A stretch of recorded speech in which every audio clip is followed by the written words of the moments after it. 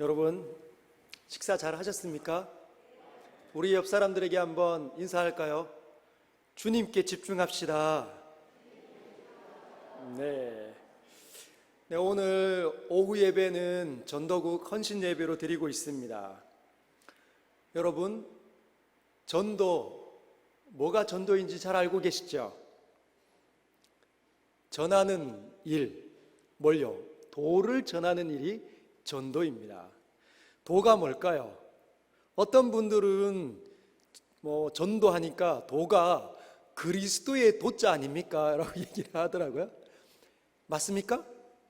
그리스도의 도자니까 도를 전하는 거, 그리스도를 전하는 거, 이게 맞나요? 어떻게 보면 맞는 것 같기도 하고, 도는 여기서 도리, 진리를 뜻합니다. 진리를 전하는 일이 바로 전도이죠. 진리는 예수 그리스도에 관한 복음을 의미합니다. 디모데전서 1장 15절에 보면 이런 말씀이 있습니다. 믿보다 모든 사람이 받을 만한 이 말이여, 그리스도 예수께서 죄인을 구원하시려고 세상에 임하셨다 하였도다. 여러분, 무슨 말입니까? 믿보다, 신뢰할 만하다, 모든 사람이 받을 만한 이 말이여. 무슨 말입니까? 다음 절에 그리스도 예수께서 죄인을 구원하시려고 세상에 임하셨다. 이게 복음이라는 거죠.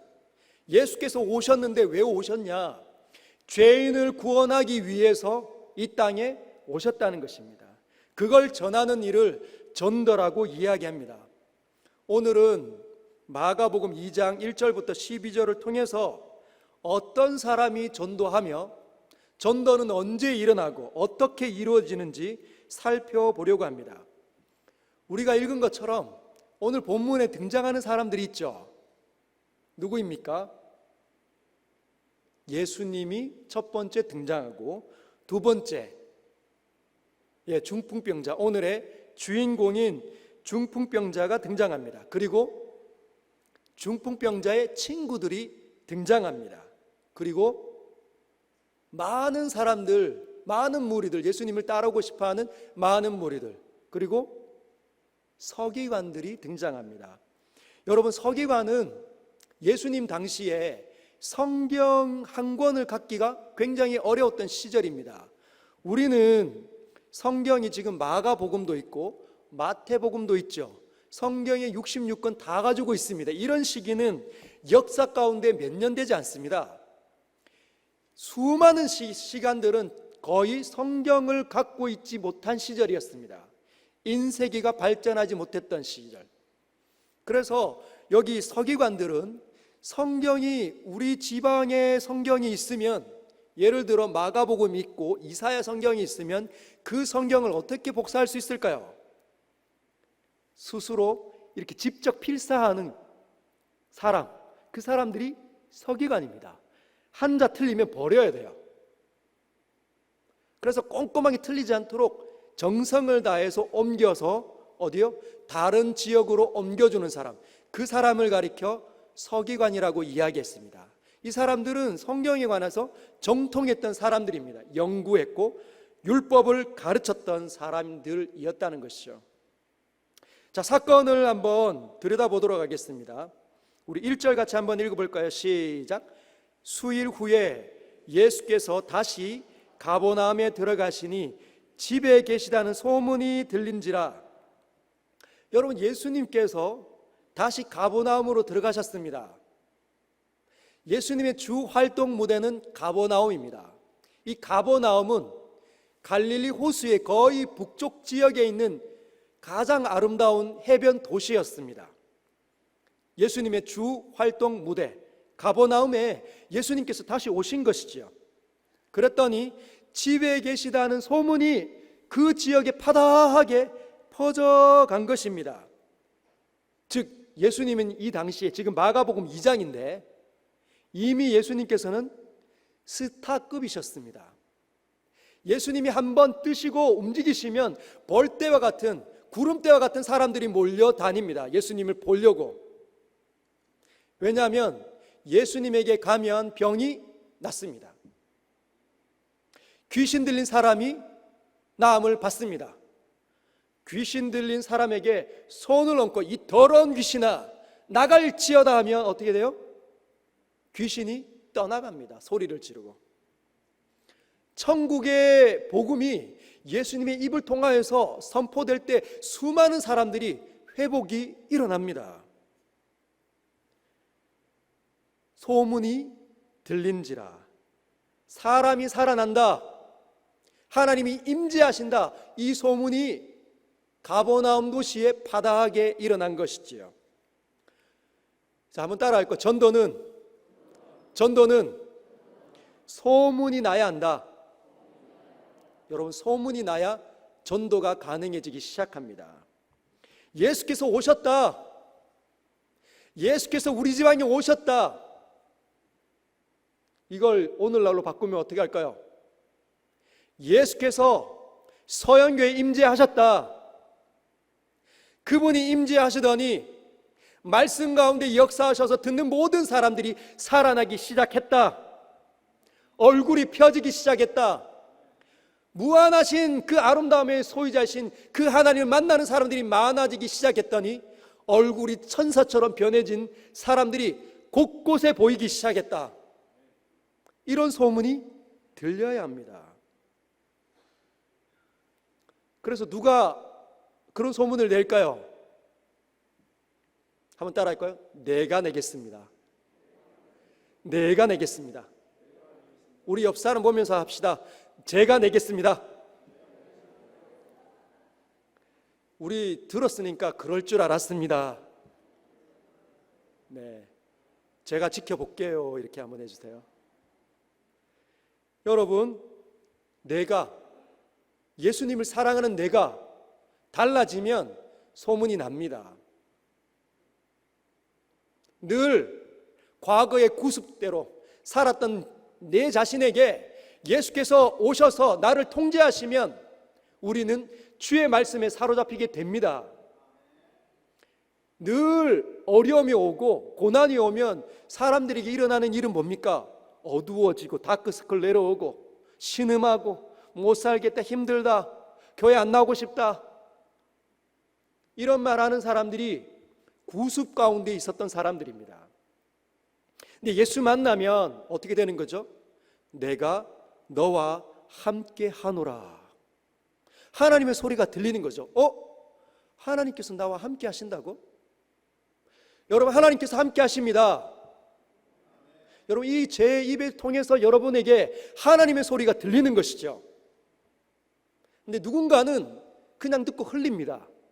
에이, 뭐 설마 어제도 그런 일 아니라던데, 이러면 그 사람의 믿음 때문에 그런 일 안 일어나는 거죠. 진짜로 나에게 그런 일이 일어났으면 좋겠습니다. 목사님의 입을 통하여서 하나님의 소리가 나에게 부딪혔는데 제가 아멘으로 받습니다. 주의 말씀과 함께 저의 삶의 터전으로 돌아가게 하여 주옵소서. 그러면 그 사람의 것이 되는 것이지요. 그러면 그 사람의 표정이 달라지게 되어져 있습니다. 여러분, 하나님을 요청하십시오. 하나님을 사모하십시오. 그러면 하나님께서 성령을 보내어서 여러분과 함께 하실 것입니다. 내가 소문을 내든지 아니면 저 사람이 소문을 내든지 하면 됩니다. 누가요?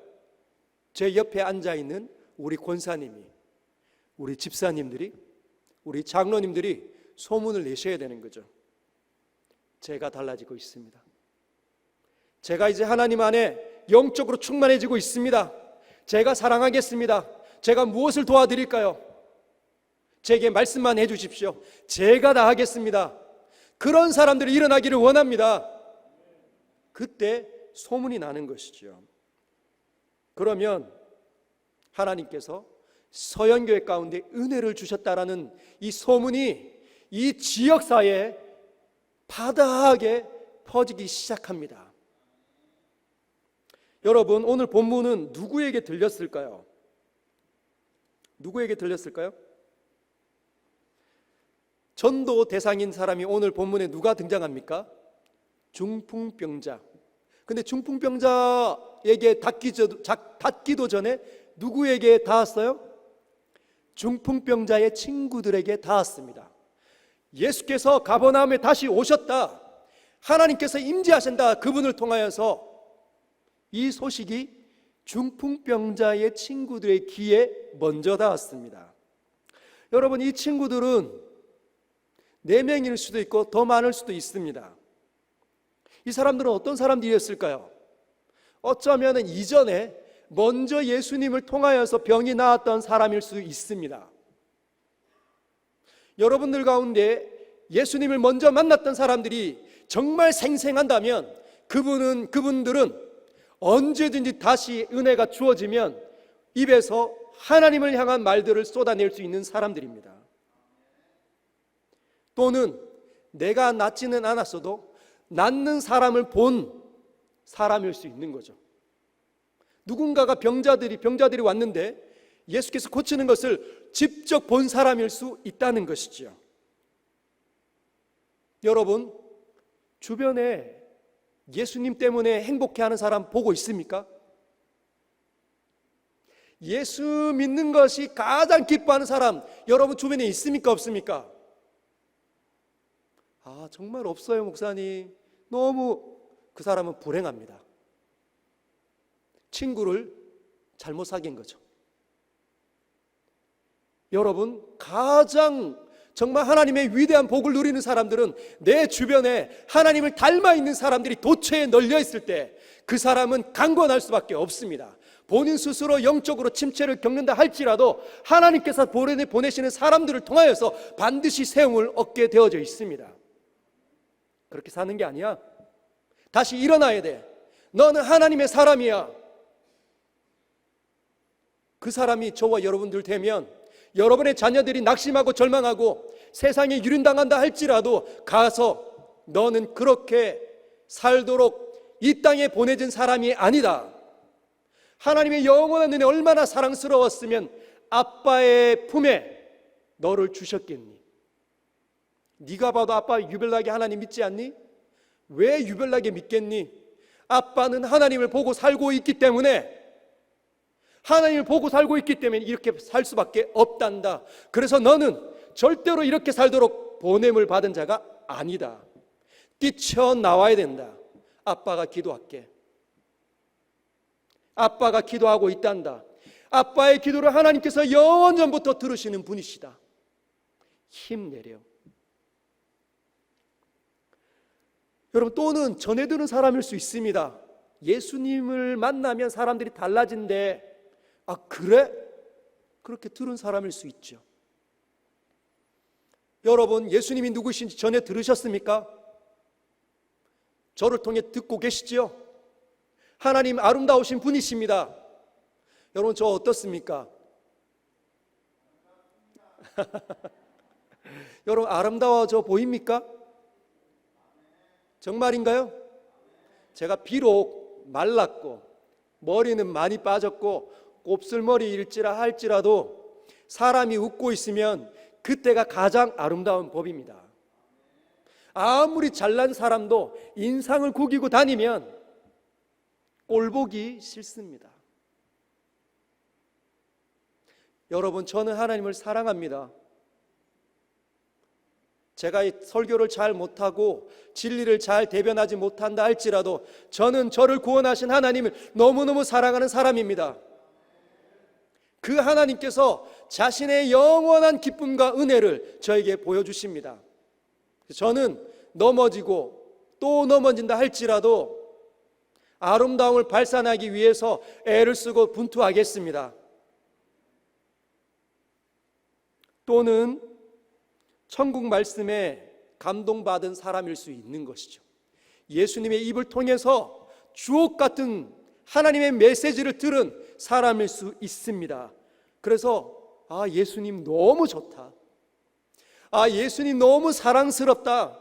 한 사람이, 그렇게 고백한 사람이 중풍병자의 친구들일 수 있습니다. 이들은 예수님에 관한, 예수님에 대한 인식이 분명한 사람들입니다. 예수님은 좋으신 분, 예수님은 너무나 사랑스러우신 분. 그래서 예수님을 만나면 끝장난다. 그렇게 생각했던 사람들일 수 있습니다. 그들에게 누가 떠오른 것입니까? 자기의 친구가 떠오른 것이죠. 자기의 친구는 지금 고통 가운데, 질병 가운데 갇혀 있습니다. 아, 내 친구 누워 있는데, 내 친구가 예수님 만나면 나을 텐데, 예수님께서는 누구나 받아주시는 분이신데 어떻게 하지? 친구들 가운데 한 사람이 친구들을 모았을 수 있습니다. 얘들아, 우리 그 친구에게 가자. 그래서 우르르 몰려갔을 수도 있습니다. 중풍병자를 만나고 이렇게 이야기했겠죠. 친구야, 야 친구야, 예수님께서 다시 우리 지방에 오셨대. 너 예수님에 관해서 들은 적 있지? 우리 한번 그분에게 가보자. 무슨 일이든지 일어나게 될 거야. 아마 그렇게 이야기하지 않았을까요? 예수님에 관해서 안 사람, 소문을 들은 사람, 분명한 인식을 갖고 있는 사람은 입이 열려지게 되어져 있습니다. 이 시점에서 중풍병자에 대해서 한번 알아볼까요? 여러분, 중풍병이 뭡니까? 중풍병은 뇌의 혈관이 막혀 있고 또는 많이 좁아져 있는 상태에 있을 때 집안에 갑작스러운 어려움을 팍 경험하면 어떻게 돼요? 분이 확 치밀어 오르든지 깜짝 놀라든지 혈압이 올라갔을 때 막혀있는 뇌의 혈관 때문에 그 혈관이 터져버리는 겁니다. 그러면 뇌출혈, 뇌졸중을 일으키고 쓰러지는 것이죠. 다행스럽게 빨리 발견되어서 치료를 받으면 한쪽이 마비가 되든지 아니면 약간의 장애를 입든지 할 겁니다. 한쪽이 마비가 되면 시야도 흐려지고 귀도 잘 안 들리고 손과 발이 내가 원하는 대로 잘 움직여지지 않아요. 오늘날 우리 주변에 그런 분들 꽤 있으시죠? 아침마다 주변에 운동하려고 애를 쓰시는 분들 간혹 계십니다. 혀도 마비가 돼서 자기가 원하는 대로 말이 안 나옵니다. 여러분, 오늘날에는 빠른 진단 때문에 약하게 지나가시는 분들이 꽤 많고 재활만 잘 받으면 곧잘 잘 회복되기도 합니다. 즉 중풍병은 원래는 건강하던 사람에게 생기는 병이에요. 자신의 태어날 때부터 약한 것이 이 중풍병에 시달린 것이 아니라 건강하게 살고 있다가 어떤 시점에 중풍병 때문에 고통당하는 사람들이 중풍병자입니다. 그런데 오늘 성경을 보면 오늘 성경에 등장하는 사람은 우리가 일상에서 보던 사람보다 훨씬 더 심각한 상태에 있는 사람입니다. 왜냐하면 한쪽 팔과 한쪽 다리가 마비가 되어 있으면 아마 자기 지팡이를 짚고서라도 자기 발로 왔지 않겠습니까? 근데 친구들의 들것에 실려서 올 수밖에 없었다면 중풍병이 굉장히 심한, 한쪽이 마비가 아니라 사지가 마비된 사람, 그러면 어떨까요? 눈은 거의 침침하고 언어도 굉장히 어눌할 겁니다. 자기가 원하는 일들을 예전에는 마음껏 했는데 중풍병에 걸리는 시점부터 완전히 뭐라고요? 절망의 상태로 빠져가 있는 사람이 오늘 성경에 등장하고 있는 중풍병자의 모습입니다. 이 사람의 기질은 어떻게 변해갔을까요? 예전에 건강했을 때는 곧잘 웃기도 하고 사랑스러운 일도 하고 활기차했을 수 있지만 중풍병에 걸리고 난 다음부터는 우울증에 시달렸을 것입니다. 말도 잘 안 나오니까 실어증에 빠지기도 하는 것이죠. 말하고 싶지 않습니다. 대인 기피증에 걸릴 수도 있습니다. 너무 부끄러워서. 그러면 그런 사람의 자존감은요, 바닥을 칩니다. 바닥을 칩니다. 말은 거칠고 과거의 모습과 비교했을 때 현저하게 나빠졌기 때문에 도무지 헤어나올 수 없는 심각한 상황이기 때문에 괴팍한 성격의 소유자가 될 가망이 많습니다. 이런 사람을 데리고 있는 가족들은 어떨까요? 하루 이틀은 해낼 수 있지만 여러 달이 지나고 여러 해가 지나면 그 가정이 굉장히 피폐해져 갑니다. 그 사람에게 친구가 와서 친구야, 예수께서 오셨대, 같이 가자. 어떻게 반응할까요? 예수가 누구야? 나는 싫어, 나는 안 갈 거야. 이대로 살다가 죽을래. 제발 좀 나를 내버려 둬. 이렇게 하지 않았을까요? 여러분, 예수님께 나올 수 없는 상태의 사람이 어쩌면 이 사람일 수 있습니다. 그런 사람을 전도하기는 굉장히 어렵습니다. 엄청 어렵습니다. 일반적으로 평범한 사람도 어려운데 이런 사람은 몇 배나 몇 갑절이나 어렵습니다.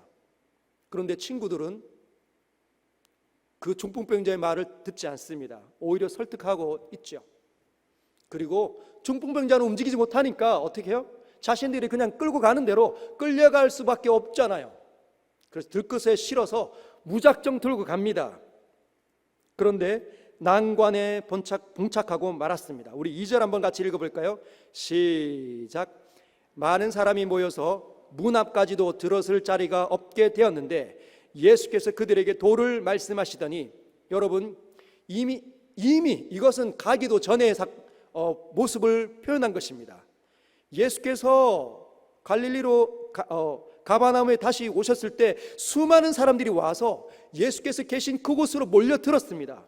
문 앞까지도 들어설 자리가 없었습니다. 3절에 보면 사람들이, 친구들이죠, 한 중풍병자를 4사람에게 메워가지고 예수께로 올세. 4절을 보면 무리들 때문에 예수께 데려갈 수 없으므로 어떻게 해요? 왔더니 어마어마한 사람이 이미 대문까지도 꽉 차 있는 거예요. 뭐라고 얘기했을까요? 친구들이 들것에 무겁게 해서 와서 잠깐만요, 좀 비켜주세요, 좀 비켜주세요, 제발요, 조금만 비켜주세요, 조금만. 내 친구 불쌍합니다. 내 친구 예수님 만나야 돼요. 사람들이 비켜줄까요? 이 사람들이 어디 새치기를, 여기에 있는 사람들 다 안 보이나? 이 사람들 전부 다 문제에 있어서 예수님께 나와 고침받으려고 준비하고 있는데 어디 새치기 하는 거야? 자기 차례를 지켜. 핀잔을 아마 들었을 수도 있습니다. 그럼 여러분이 그 소리를 듣는 그 들것에 누워있는 중풍병자라면 어떤 마음이 들까요? 괴팍하고 우울증에 있고 대인기피증이 있는 사람, 자신감 결여되어 있는 사람, 얘들아 돌아가자, 너무 부끄럽다, 나는 안 돼, 아마 이렇게 생각할 수 있습니다. 타인의 시선을 주목하고 있기 때문에. 그런데 친구들은 포기하지 않았습니다. 어떻게 했죠? 예수께만 가면 된다, 예수님에게는 능력이 있다, 예수님은 모든 사람들을 받아주신다, 이 개념이 너무 선명하고 있기 때문에 저분만 보면 돼, 저분에게만 닿으면 돼. 그래서 4절 후반부에 어떻게 합니까? 그 계신 곳에 지붕을 뜯어 구멍을 내고 중풍병자가 누운 상을 달아내리니, 여러분, 이들이 열심히 지붕을 뜯어버렸습니다. 일단 집 위로 올라간 것이죠. 여러분, 그 당시에 집은 어떻게 지어졌을까요? 돌집 아닙니까? 천정을 어떻게 만들었을까요? 갈대와 지푸라기로 엮고 그 다음에 진흙을 이어서 거기 그 위를 바르는 겁니다. 바람을 막고 비와 이슬을 막는 것이죠. 굉장히 얇은 지붕이었을 것입니다. 여러분, 이만큼의 높은 천정은 아니었겠지만 제가 서 있는 높이의 천정 정도 된다고 생각해 보십시오. 흙과 진흙과 갈대와 지푸라기로 이루어진 이 천정이 여기에 꽉 들어차 있는 사람들 속에 제가 예수님처럼 수많은 천국의 메시지를 가르치고 있는데 갑자기 이 지붕이 우작작작거리면서 뜯어지기 시작합니다. 빛이 새 들어오기 시작하는 것이죠. 그럼 어떤 일이 일어날까요? 지붕이 뜯기면서 온갖 먼지들과 지푸라기들이 쏟아져 내려오지 않겠습니까? 그 아래에 발 디딜 틈이 없었던 그 사람들은 어떻게 반응할까요? 이거 뭐야 이거? 저놈들 저거 뭐야? 웅성웅성거리고 시끌시끌하고 욕설과 비방을 위에 아마 던질 것입니다. 그런데 친구들은 아랑곳하지 않게 중풍병자를 상으로 달아내리고 있어요. 여러분이 중풍병자로 그 상에 달려서 쭉 내려오고 있다고 생각해 보십시오. 이 자리에 누가 있습니까? 수많은 사람들이 이놈 뭐야 도대체 이런 소리 하고 있는 그 상황 가운데 혼자 내려오고 있어요. 얼마나 민망할까요? 너무 부끄러운 것이죠. 자신에게 모든 시선과 욕설들이 쏟아지고 아마 있었을 것입니다. 근데 친구들도 욕설을 들었겠죠. 부끄럽지만 해야 돼. 해야만 돼. 여러분, 그들이 당하는 부끄러움보다 친구를 향한 사랑이 훨씬 더 컸기 때문에 그 일을 하는 것입니다. 5절을 같이 한번 읽어볼까요? 시작. 예수께서 그들의 믿음을 보시고 중풍병자에게 이르시되 작은 자야 내 죄사함을 받았느니라 하시니. 여러분, 예수께서 중풍병자의 믿음을 보셨습니까? 여기에 그들의 중풍병자가 들어가 있을까요? 저는 없다고 생각합니다. 친구들이 그들이죠. 친구들의 믿음을 보시고 이 중풍병자를 고쳐주고 계십니다. 중풍병자에게 작은 자야 너의 믿음이 너의 죄를 사함을 받게 하였느니라 이렇게 말씀하지 않으셨다는 것이에요. 예수님 만났던 모든 사람들은 예수께서 병을 고쳐주실 때 너의 믿음이 너를 낫게 하였느니라 이렇게 말씀하시는 분이십니다. 중풍병자에게는 너의 믿음이 내 죄사함을 가지고 왔느니라 이렇게 말씀하시지 않았어요. 뭐라고요? 작은 자야 네가 내 죄사함을 받았느니라. 친구들의 믿음을 보시고 고쳐주셨다고 생각이 듭니다. 흔히들 이렇게 이야기하죠. 목사님, 우리 엄마, 우리 아빠, 내 친구 구원받을 수 있을까요? 아빠와 엄마와 내 친구가 믿음이 없는데 전도가 가능합니까? 이렇게 묻는 사람들이 꽤 있습니다. 여러분, 뭐라고 답을 주실 겁니까? 오늘 본문은 가능하다. 예수님께서 은혜 베푸시는 방법은 수없이 다양합니다. 본인이 간절하든지 아니면 그 사람과 연결되어져 있는 주변의 사람들의 간절함 때문에 그가 구원을 받든지 할 수 있다는 것이죠. 예수께서는 친구들의 그 믿음 때문에 중풍병자의 질병뿐만 아니라 그 안에 있었던 더러운 죄악까지도 사함을 허락하여 주셨습니다. 여러분, 대표자의 원리 기억하십니까? 우리는 세상의 대표자들입니다. 우리와 연결되어져 있는 사람들은 우리 때문에 하나님의 복을 받을 기회를 얻은 사람들입니다.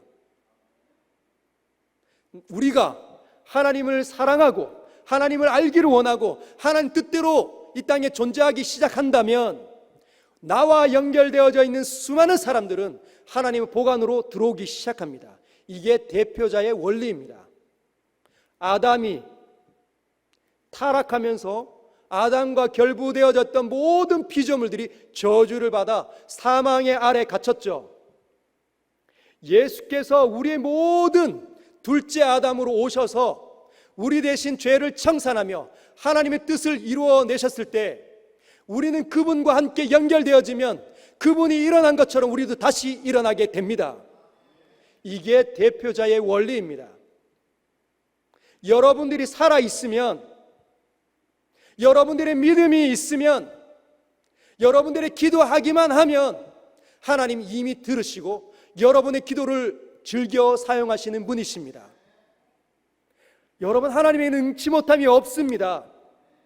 여러분, 교회가 존재하는 수많은 시간들 속에 하나님께서는 하나님을 사랑하는 자들을 통해서 세상을 변화시켜 오셨습니다. 지금도 하나님을 분명하게 보는 사람들을 위해서 통하여서, 그들의 사랑을 통하여서 하나님 일하시는 분이시죠. 여러분, 이때 서기관들이 등장합니다. 서기관들이 이렇게 이야기하죠. 우리 6절과 7절 같이 한번 읽어볼까요? 시작. 어떤 서기관들이 거기에 앉아서 마음에 생각하기를 이 사람이 어찌 이렇게 말하는가? 신성 모독이로다. 오직 하나님 한 분 외에는 누가 능히 죄를 사하겠느냐? 여러분, 이 서기관들 누구 보고 싶어서 온 사람들입니까?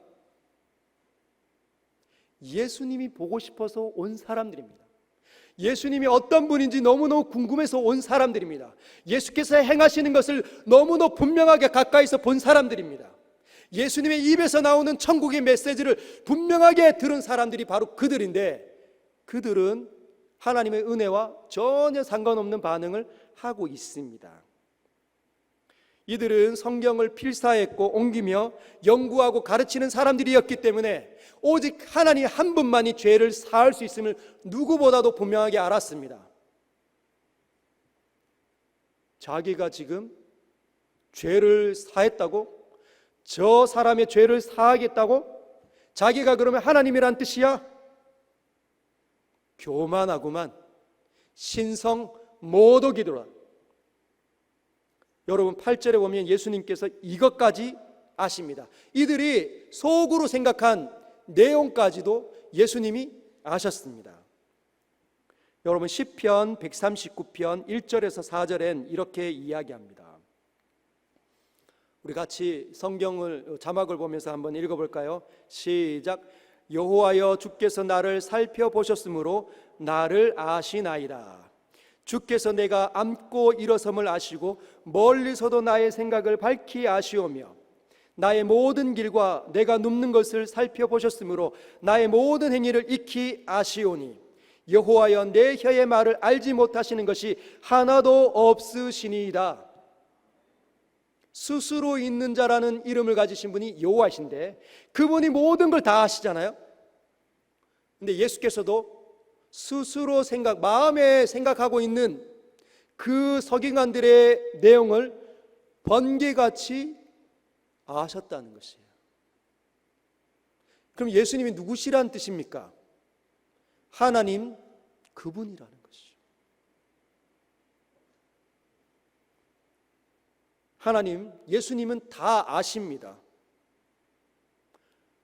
우리를 너무너무 분명하고도 정확하게 알고 계십니다. 여러분들의 기질이 어떤지, 무엇에 가장 쉽게 넘어지고 있는지, 무엇 때문에 요동하는지 예수께서 분명하게 아십니다. 그럼에도 불구하고 저와 여러분들을 구원해 내셨다는 것 여러분 잊지 마십시오. 친구들이 다 말하지 않아도, 서기관들이 속으로 말해도 예수님은 친구들이 가진 믿음이 얼마나 존귀하고 보배로운지 아셨다는 것이에요.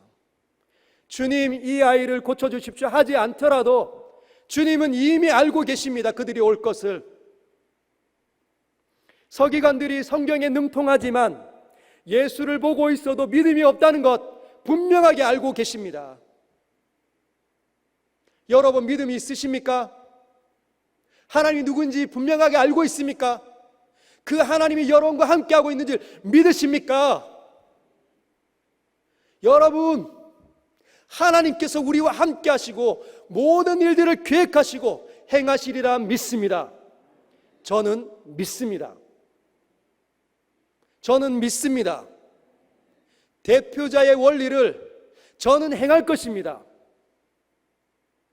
저 혼자만이라도 하나님을 알고 하나님을 사랑하고 하나님의 뜻을 이루기 위해서 여기서 분투해내겠습니다. 그럼 저를 보신 하나님께서 저를 통하여서 저와 관계된 저의 몸인 여러분들을 복 주시리라 믿습니다. 여러분들도 그렇게 행하여 주시길 부탁드립니다. 여러분, 8절 후반에 보면 예수님께서 어찌하여 이것을 마음에 생각하느냐 서기관들에게 지적하십니다. 그리고 질문하십니다. 9절에 이런 질문을 하십니다. 굉장히 독특한 질문입니다. 같이 한번 읽어볼까요? 시작. 중풍병자에게 내 죄사함을 받았느니라 하는 말과 일어나 내 상을 가지고 걸어가라 하는 말 중에 어느 것이 쉽겠느냐? 여러분, 어느 것이 쉬울까요? 내 죄사함을 받았느니라 이것과 일어나 내 상을 들고 걸어 나가라 이 둘 중에 어느 것이 쉽겠습니까? 1번은 내 죄사함을 받았느니라, 2번은 일어나 내 상을 들고 걸어 나가라. 일어나 내 상을 들고 걸어 나가라고 하는 말은 고쳐지는 것, 질병을 고치는 일입니다. 1번과 2번 어느 것이 쉽겠습니까? 자, 1번이 쉽겠다. 1번이 쉬울 것 같다. 아니다. 2번이 쉬울 것 같다. 나는 둘 다 안 들겠다. 여러분, 제가 고등학교 1학년 때 예수님을 영접했습니다. 이들처럼 친구가 저를 놓고 오랫동안 기도해서 하나님께서 제게 은혜를 베풀어 주셔서 고1 때 예수님을 영접했습니다. 이 부분을 이번 주 금요일 날 금요 기도회 때 상세하게 간증을 하도록 하겠습니다. 그런 이후에 청소년 시기에 저는 예수님을 만나고 너무 행복했습니다. 너무 재밌었습니다. 청년 시기에 불이 타올랐습니다. 열심히 특심한 사람이 저였습니다. 그때 이 본문을 제가 받을 때 당연히 몇 번이라고 생각했을까요? 당연히 죄 사함을 받았느니라 이게 쉽겠지. 병을 고치는 일이 얼마나 어려워. 죄 사함을 받았느니라라고 선언하는 건 그냥 말만 하면 되잖아. 상을 들고 일어나는 일은 얼마나 불가능한지, 중풍병자가 낫는 일은 불가능하잖아요. 그래서 이 일이 더 어렵다고 저는 생각했습니다. 제가 사역자가 되고 공부를 해보며 수준이 막 올라오니 죄 사하는 일이 굉장히 어려운 일이구나, 그걸 깨달았습니다. 여러분, 죄를 사하는 일은 굉장히 쉽지 않은 일입니다. 여러분, 죄가 이 땅에 들어왔을 때 우리가 오늘까지 살펴보았던 온 세상의 이 영광스러운 찬란한 아름다움을 가지고 온 그 창조가 완벽하게 무너졌습니다. 그리고 하나님을 마음에 두기를 싫어하니 어땠다고요? 모든 악한 일들이 일어나게 되었죠. 시기와 다툼과 분냉과 미워하는 일들이 도처에서 일어납니다. 그래서 하나님께서 하나님을 싫어하는 자들, 하나님을 마음에 두기를 거부하는 자들을 어떻게 해요? 지옥을 던져버리는 것이죠. 지옥으로 심판하십니다. 지옥이 만들어질 만큼 하나님께서는 죄를 미워하십니다. 여러분, 하나님께서 세상을 아름답게 창조하시고 피조물의 대표인 인간을 창조하셔서 기대하는 일이 뭐였다고요? 바다의 물고기와 하늘의 새와 가축과 온 땅과 땅에 기는 모든 것들을 다스리게 하자 하시고 하나님의 이 창조의 영광을 유지하도록 하나님 그들에게 기대했는데 다 망가뜨렸습니다.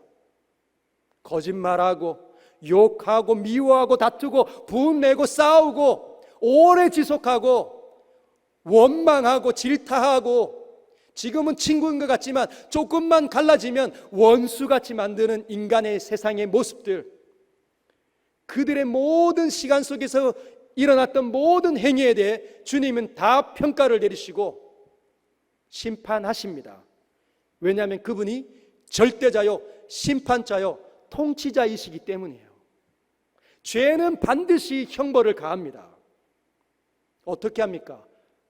거기에 합당한 지옥으로 던져버리시는 거죠.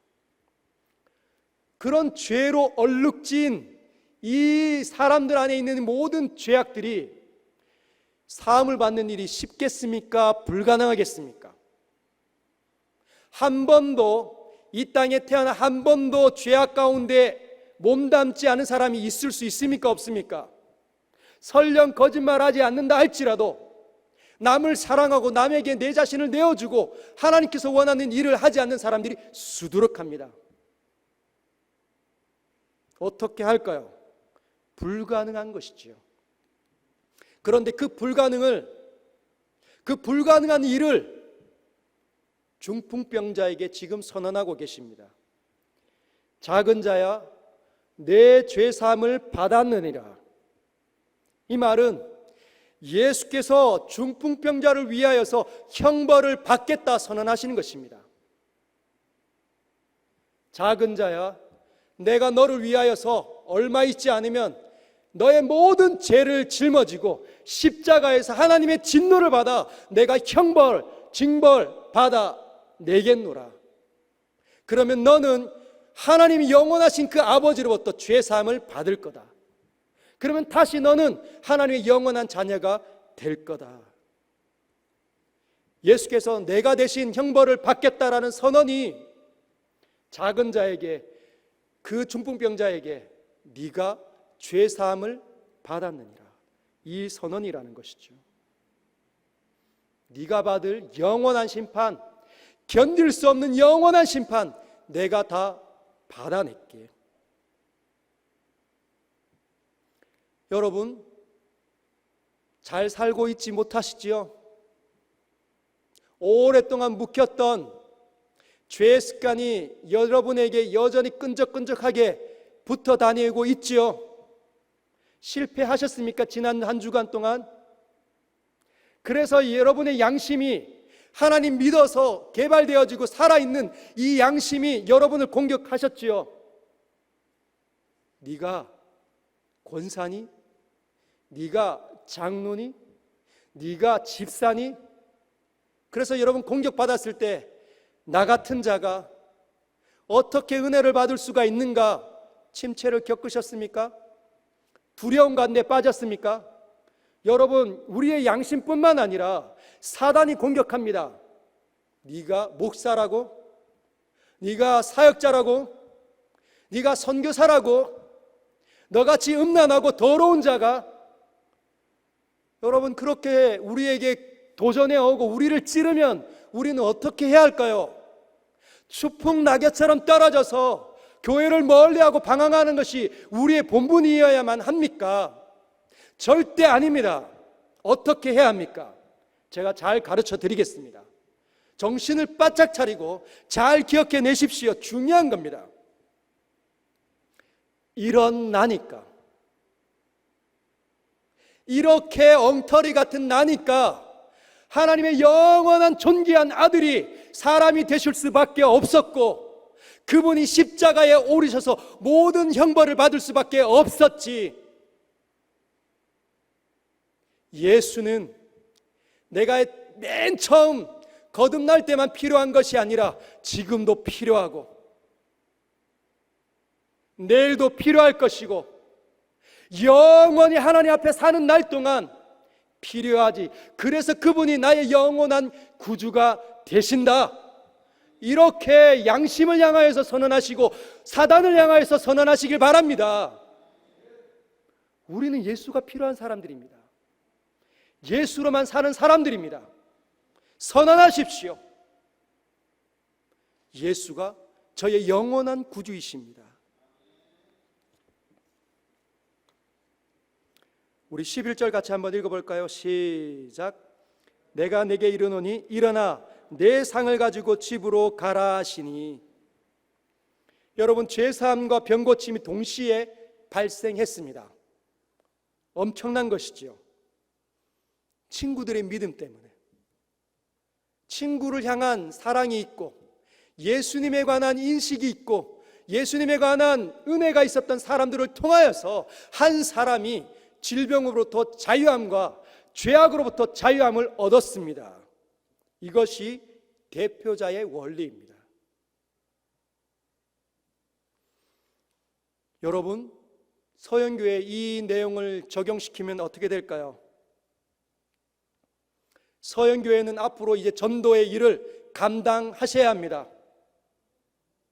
하나님께서 우리 교회를 통해서 우리 교회 주변에 연결되어져 있는 주변에 하나님의 은혜를 베풀어 주시기를 원하십니다. 그게 대표자의 원리입니다. 우리만 은혜 받고 끝이 나면 안 됩니다. 이웃 교회가 은혜를 받아야 돼요. 제일교회가 은혜 가운데 거해야 합니다. 선암교회가 은혜 가운데 충만해져야 합니다. 서문교회가 은혜 가운데 충만해져야 합니다. 남산교회가 은혜 가운데 충만해져야 합니다. 그 일을 위해서 우리가 하나님을 사랑하는 일, 하나님을 아는 일에 전신전력을 해야 합니다. 그러면 우리 교회 가운데 하나님께서 역사하십니다. 그리고 소문이 나겠죠. 삶이 달라지고 눈빛이 달라지고 가정이 달라지고 하나님을 사랑하는 사람들이 도처에 많아지기 시작하면 우리 때문에 어두웠던 이 지역이 바뀔 겁니다. 틀림이 없습니다. 역사가 증언합니다. 여러분, 은혜의 수단 알고 계십니까? 하나님의 은혜가 주어지는 수단들, 말씀과 기도와 성례가 바로 은혜의 수단입니다. 말씀과 기도와 성례가 주어지면 그 사람은 강력한 하나님의 은혜를 경험합니다. 쫄쫄쫄 흐르는 그런 은혜가 아니라 폭포수와 같은 은혜를 경험하기 위해서는 말씀과 기도에 여러분 인생을 걸으셔야 합니다. 가장 무엇보다도 시간을 많이 들여야 되는 것이 말씀과 기도입니다. 여러분 개인이 이 세 가지에 말씀과 기도와 성례에 승리하십시오. 예배에 앞다투어 나오시길 부탁드립니다. 금요일날 나오셔서 교회 전체가 모여서 이 나라를 놓고 한국교회와 세계 열방을 품는 일에, 우리 교회를 놓고 기도하는 일에, 하나님의 선한 사업들을 놓고 기도하는 일에 여러분 시간을 들여주시길 부탁드립니다. 그리고 가정 속에서 실천해 주십시오. 앞에서 앉아서 하나님의 말씀을 묵상하는 모습 많이 보여주십시오. 기도하는 소리 많이 들려주십시오. 중얼중얼 그리셔야 합니다. 찬양을 불러내야 합니다. 흥얼흥얼 거려야 합니다. 요즘에 트로트가 대세이죠. 트로트 너무 좋죠. 트로트 듣는 것보다 찬송을 훨씬 더 많이 들으셔야 합니다. 트로트가 주는 그 아름답고 그 달콤함보다 찬송이 주는 건 엄청나게 강합니다. 그리고 교회 속에서 실천해 주시길 부탁드립니다.